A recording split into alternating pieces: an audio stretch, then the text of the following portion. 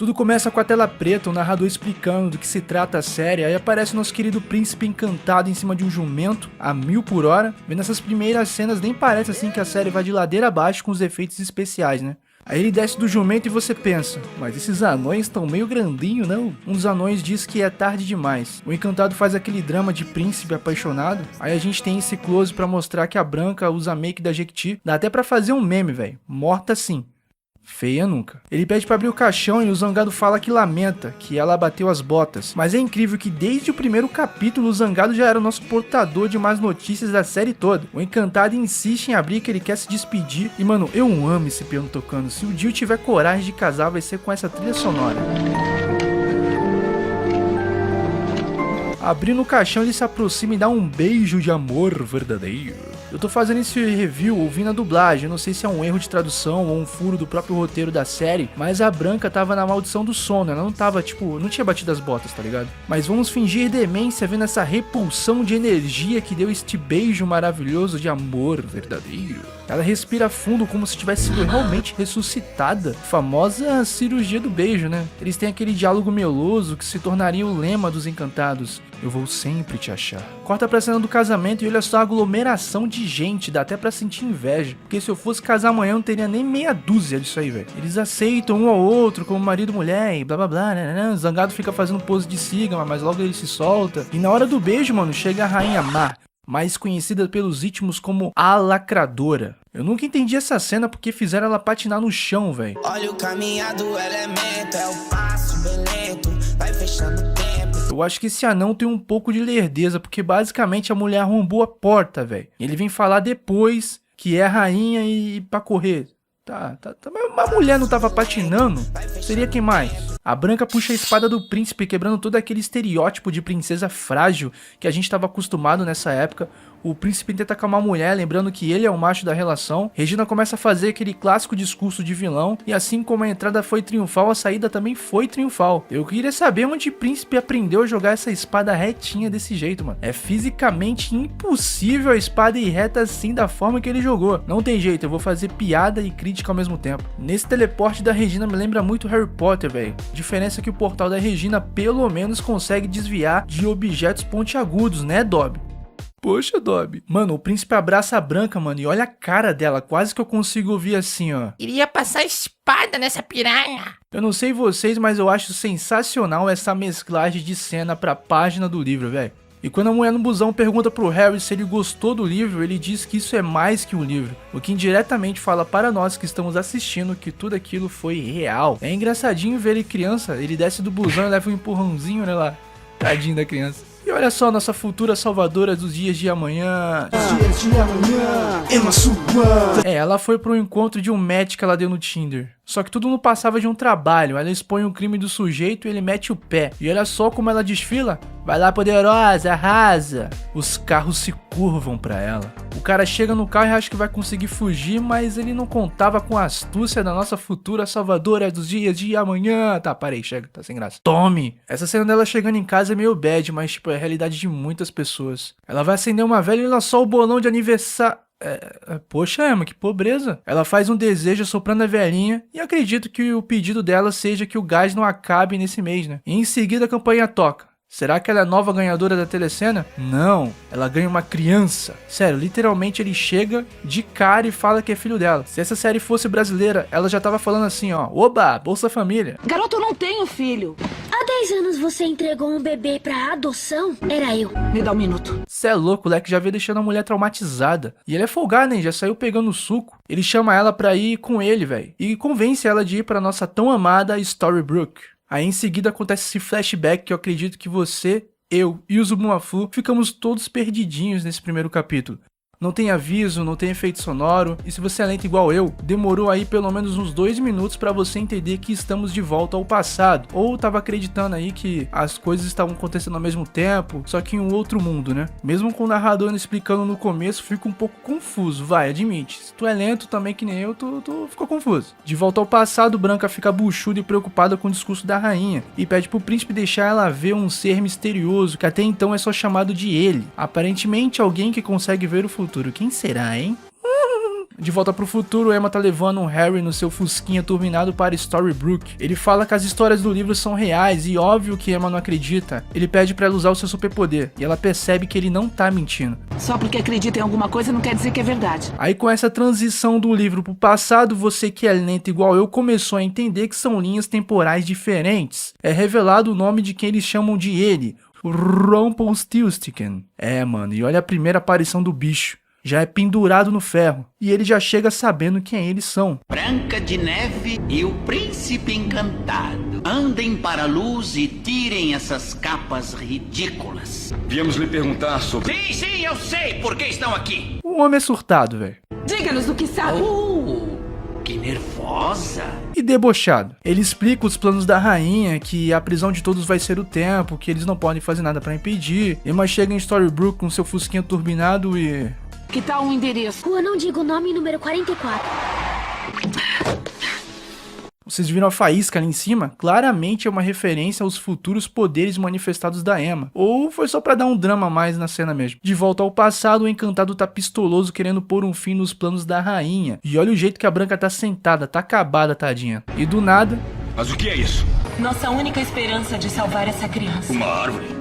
Vamos voltar a falar da luta. A Fada Azul fala que pode ser transformada em alguma coisa com encantamento que espantaria qualquer maldição. E diz que só uma pessoa poderia ser salva. E a gente mais pra frente vai descobrir que isso é uma mentira. Que o Gepeto só queria salvar o seu filho. De volta pro futuro, Emma tá trazendo o Harry pra Regina, que aparece correndo. E quem tá atrás dela? Sim, o Peguete. Você era inocente demais pra entender essa cena. Ela tava preocupada com o filho? Sim, mas precisava dar uma acalmada.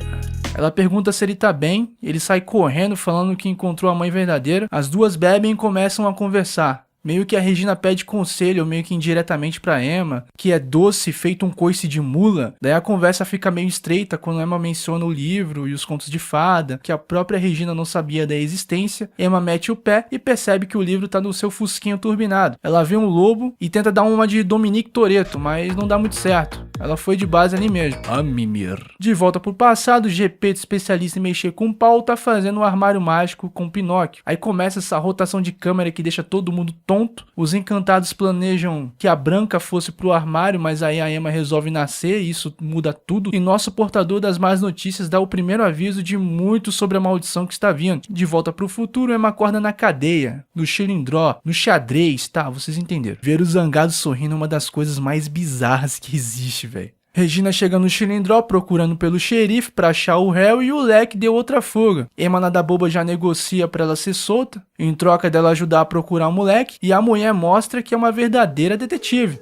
Pega o pendrive de restauração de HD e começa a mostrar todas as suas habilidades que ela aprendeu assistindo CSI. Assim descobrimos como ele achou a Emma e também de quem era o cartão de crédito que ele usou para pagar o táxi. Era o cartão da professora Mary Margaret, vulgo Branca de Neve. Iria passar espada nessa piranha. Eu confesso que fiquei meio espantado ao ver ela de cabelo curto, mas isso foi ótimo porque dá um grande contraste de quem ela era na Floresta Encantada para quem ela é em Storybrooke. Regina já chega naquele jeito nada agradável abordando a mulher. Mary se explica, mas a barraqueira saiu batendo o pé, derrubando os livros. Tadinha da Mary. Aí começa a conversa entre mãe e filha, que pode ser meio confuso pra quem é lento, tipo eu. Elas estão ali, como a Mary ainda é jovem, se você prestar atenção, o tempo não anda em Storybrooke, ou seja, ninguém envelhece. Os dias têm suas variações, mas são bem repetitivos, isso é o que eu entendi, tá, da série. Se eu tiver errado, me perdoa, sou um burro. Se eu fosse parar pra refletir mais a fundo sobre isso, meio que Storybrooke, nessa primeira temporada, é uma analogia à rotina infeliz que muitos acabam tendo na vida, e que com o esforço de uma ou mais pessoas, podemos salvar a todos à nossa volta e quebrar esse ciclo de tristeza e repetição, ou seja, livrar todos de sua própria maldição. Mas voltando pro review,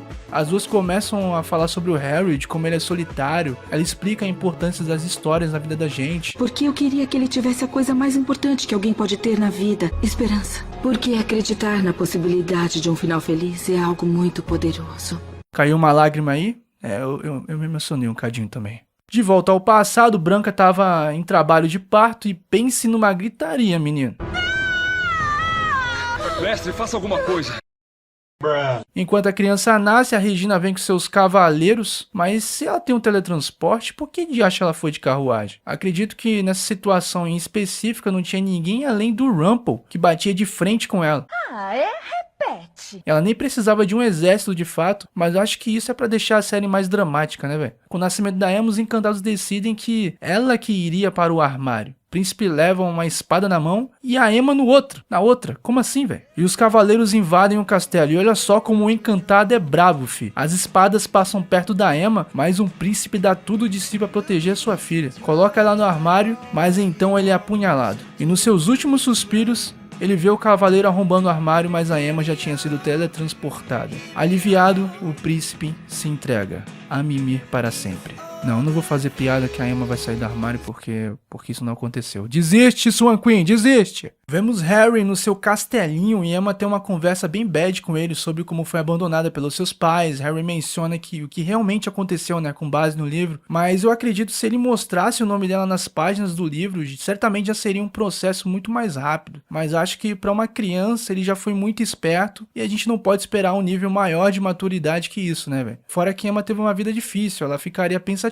mas não acreditaria só porque o nome dela tá ali, né? Acharia só uma coincidência. De volta ao passado, Branca encontra o príncipe no estado de Mimir para sempre. Ela tenta usar a cirurgia do beijo, mas o beijo de amor verdadeiro não cura as feridas do corpo, somente as feridas da alma, e quebra maldições. Pô, ficou poético, né, isso? E em seguida aparece a lacradora, Rainha Má, a patinadora dos casamentos. Os guardas da rainha dão a notícia de que a garota escapou. A Branca se enche de esperança e a maldição chega destruindo a macaxeira toda. Tadinho dos pedreiros da época, a reforma vai ser o bicho. Pra onde estamos indo? Para um lugar horrível. Absolutamente horrível. Tá, isso foi engraçado, é pra fazer algum meme, velho. Criem aí e depois me mostra. De volta pro futuro, Emma tá trazendo o Harry de volta de novo. Emma fica toda emocionada e fala que ontem era o dia do aniversário dela. E quando ela fez o pedido de não ficar sozinho, o Harry aparece. Parece que não era pra não acabar o gás, ela só não queria ficar sozinho mesmo, né? Mas ficar sem gás eu acho que é pior. Regina começa a cuspir um caminhão de merda em cima da mulher. Emma tava emotiva, acho que por isso não deu um soco na cara dela. Mas aí ela faz uma seguinte pergunta.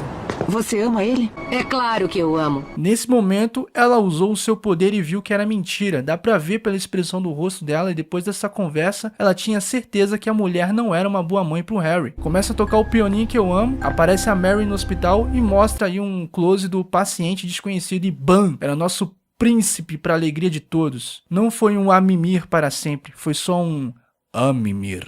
Emma no fim das contas não foi embora, ela foi à procura de um lugar pra dormir, também com uma mãe daquela, qualquer um fica preocupado, né? O Rumple aparece igual uma assombração atrás dela. Seu nome?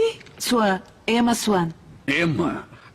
Que nome adorável. Obrigada. Ela ficando em Storybrooke, o relógio volta a funcionar e o Harry dá um sorrisão com cara de quem sabe que deu certo, sabe os planos. E assim se encerra o nosso primeiro review.